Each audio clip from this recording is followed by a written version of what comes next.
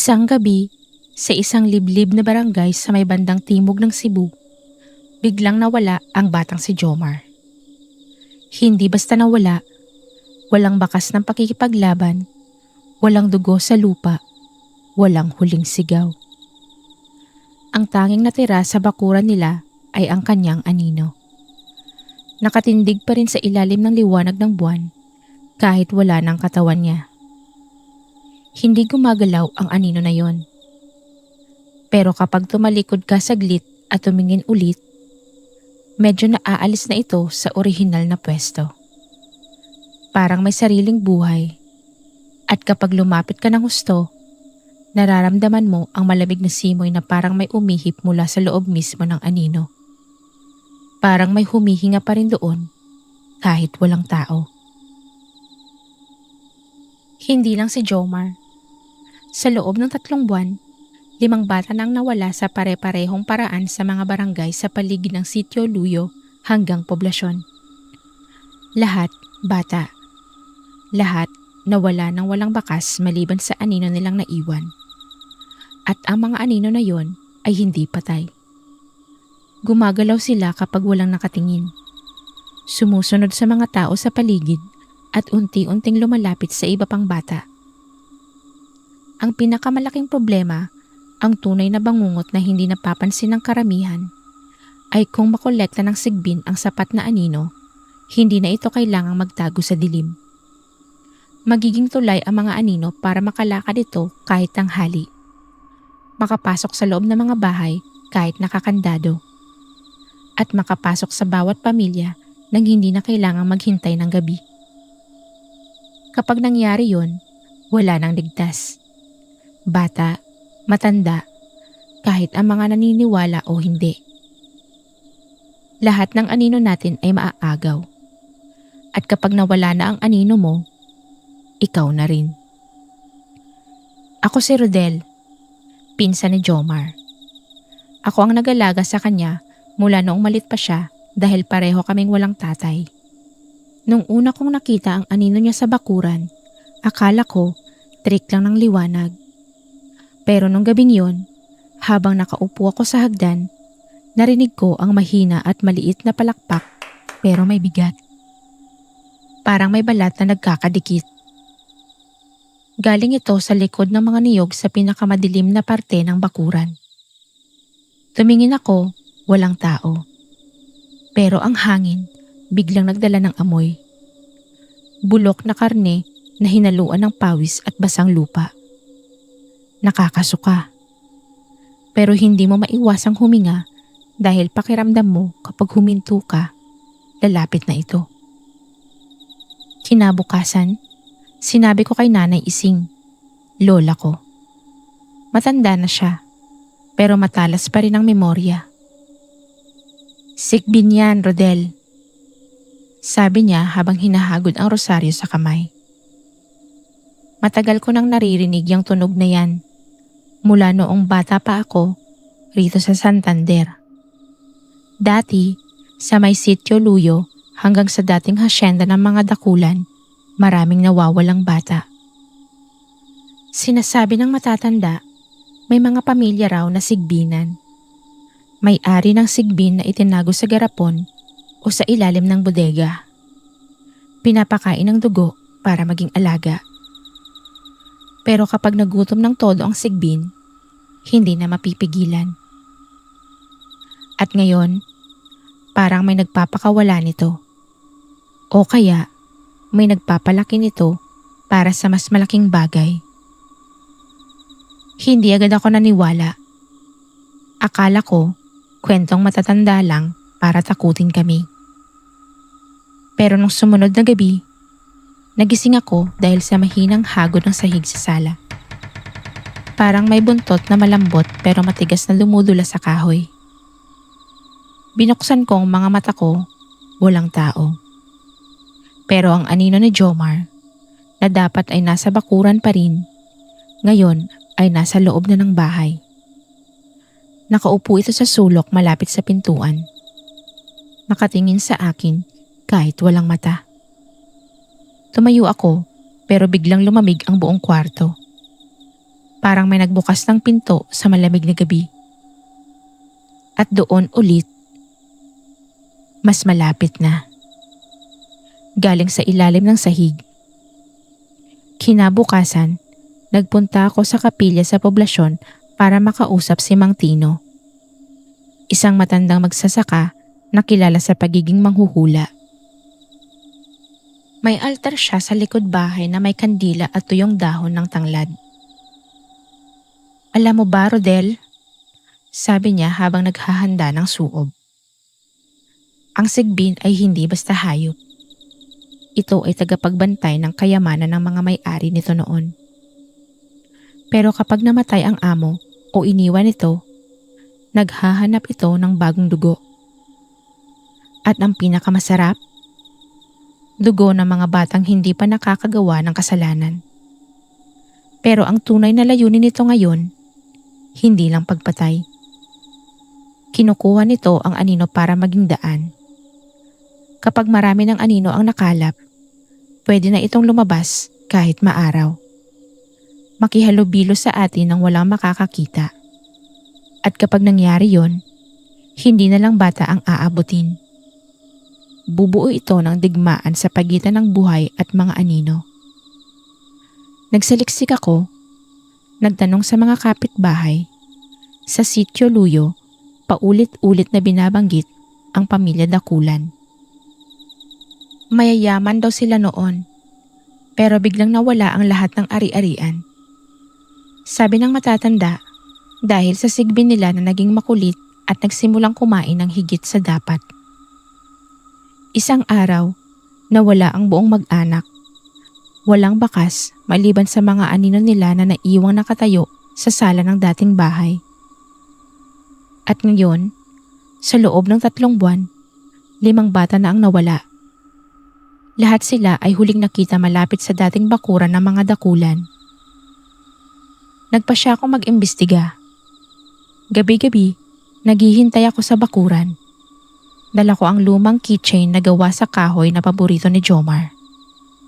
Isang kutsilyo ng tatay ko at isang supot na bawang na sinabi ni Nanay Ising na nakakatakot sa sigbin. Isang gabi, habang madilim na madilim, narinig ko ulit ang palakpak. Malapit na talaga. Tumingin ako sa likod ng mga niyog. May gumagalaw. Hindi ibon, hindi pusa. Mukha itong kambing. Mas malaki ang tenga kesa ulo. At ang buntot nito ay mahaba. Parang latigo na gumagalaw ng mag-isa. Naglalakad ito paatras. Nakayuko ang ulo sa pagitan ng mga paa sa likod. Walang pakpak, walang paglipad, pero mabilis ang galaw nito sa lupa. Parang umaalo ng katawan habang tumatalon-talon ng mababa.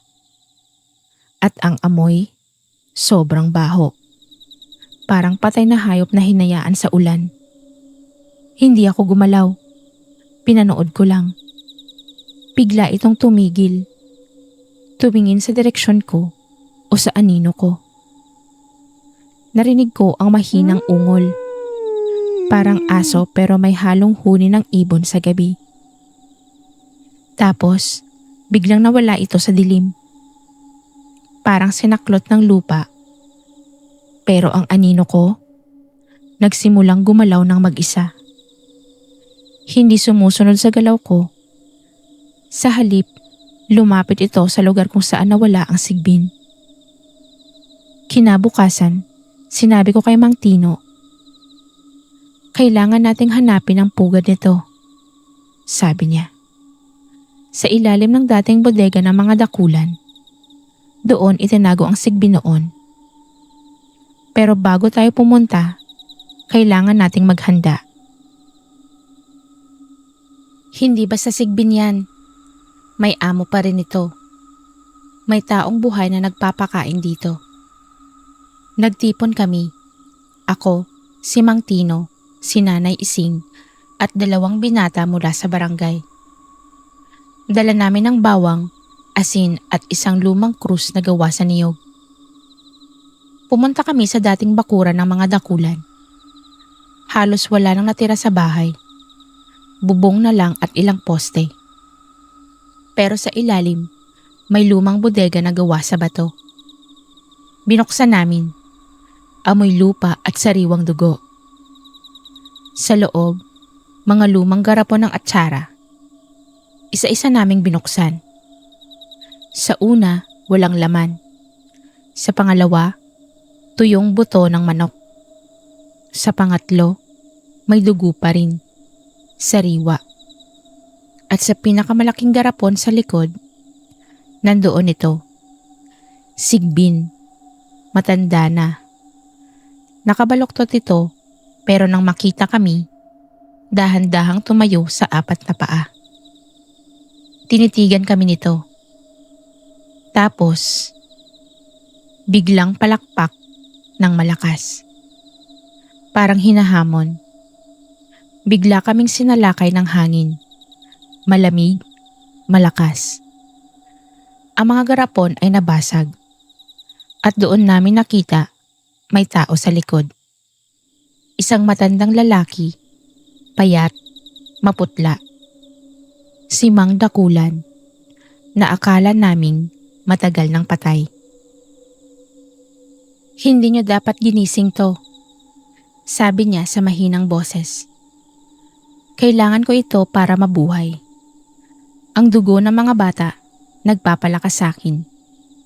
At ang mga anino magiging hukbo ko. Kapag nakolekta ko lahat, walang makakapigil. Magiging hari ako sa dilim. Hindi na namin hinintay, sinugod namin. Pero mabilis ang sigbin. Tumalon ito sa lupa, hinampas ang buntot sa isa sa mga binata.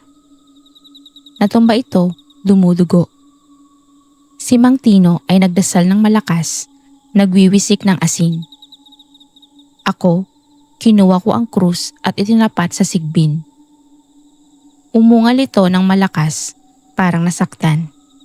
Pero hindi tumakas. Sa halip, lumapit pa ito ng paatras. Mabilis na galaw sa lupa. Si Mang Dakulan, tumawa lang siya. Huli na kayo. Tingnan niyo sa labas. Lumabas kami. Sa buong barangay, ang mga anino ng mga bata, gumagalaw na ng mag-isa. Sumusunod sa amin, lumalapit. At sa gitna ng lahat, ang anino ni Jomar, ngayon ay may mukha na. Mukha niya, pero walang emosyon. Nakatingin sa akin. Hindi pa tapos, sabi ni Mang Dakulan. Kailangan ko pa ng isa pang anino. At ikaw, Rodel, malapit ka nang maging isa sa amin. Bigla akong hinila ng sigbin. Ramdam ko ang buntot nito sa paa ko. Malamig, matigas.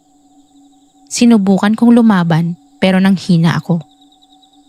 Narinig ko ang palakpak ulit. Mas malakas. Tapos may sigaw. Si Nanay Ising. May dala siyang lumang botelya ng tubig bendita mula sa simbahan. Itinapon niya sa sigbin. Sumigaw ito ng malakas, parang sinunog.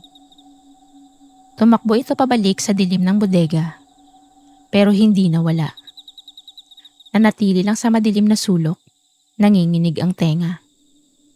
Pero si Mang Dakulan, hinawakan niya ang anino ko. Ramdam ko ang paghila sa dibdib ko.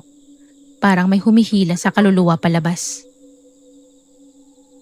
Hindi niyo matatalo to, sabi niya. Ang sigbin ay parte na ng inyong buhay. Sa bawat takot niyo, lumalabas ito. Nagdasal kami ng sama-sama. Si Mang Tino ay nagbasa ng orasyon laban sa aswang. Si Nanay Ising ay umiiyak habang hawak ang krus. Ako, hinawakan ko ang lumang kitchen na gawa sa kahoy ni Jomar at sinabi sa isip ko, Jomar, tulungan mo ko. Hindi kita pababayaan. Bigla, ang anino ni Jomar ay gumalaw. Lumapit sa kay Mang Dakulan. Hinawakan nito ang matanda. Nagulat siya. "Ano to?" sigaw niya. Tapos unti-unti parang sinipsip ng anino ni Jomar ang katawan niya. Sumigaw siya ng malakas. Ang sigbin ay umungal pero nanghina rin. Hanggang sa biglang tumigil ang sigaw ni Mang Dakulan. Natumba siya. Walang anino na natira sa katawan niya. Parang natunaw. Pero hindi kami nanalo. Ang sigbin hindi nawala. Tumakas lang ito ng mas malalim sa lupa, sa ilalim ng bodega. Narinig ko pa rin na mahinang palakpak habang bumababa ito sa dilim. At ang mga anino ng ibang bata, bumalik sa katawan nila pero hindi lahat. Ang ilan na natiling gumagalaw ng mag-isa kahit bumalik ng mga bata. Parang may bahagi ng kaluluwa nila na naiwan sa sigbin. Si Jomar hindi na bumalik. Ang anino niya ay nanatili sa akin. Sumusunod kahit saan ako pumunta. Minsan, kapag mag-isa ako sa gabi, nakikita ko itong nakaupo sa sulok, nakatingin sa akin. Parang naghihintay. Hanggang ngayon tuwing gabi, naririnig ko pa rin ang mahinang palakpak sa malayo. Hindi na malapit gaya noon, pero mas malinaw. Parang mas marami na ito. Parang may nagpapalaki ng isa pa o mas marami pa. Kung naririnig mo rin yan sa lugar nyo, huwag mong baliwalain. Dahil kapag ginawa mo, baka ikaw na ang susunod na mawala ng anino. At kapag nangyari yon, hindi na lang ikaw ang mawawala. Ang buong pamilya mo, ang buong barangay, lahat ay unti-unting magiging hukbo ng sigbin. At walang garantiya na may makakapigil pa.